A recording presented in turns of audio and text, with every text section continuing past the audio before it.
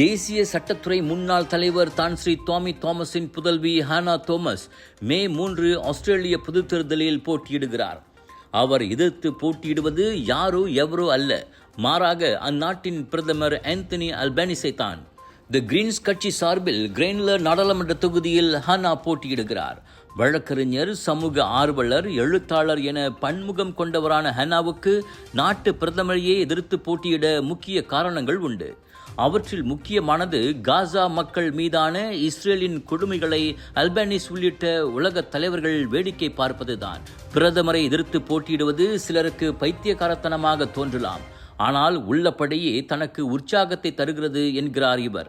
முற்போக்கான சிந்தனைகளை பேணும் நீண்ட வரலாற்றை கொண்ட மலேசிய குடும்பத்தில் வளர்ந்தது எனது அதிர்ஷ்டம். என் குடும்பம் எப்போதுமே அரசியல் ஈடுபாட்டை ஊக்குவிக்கும்.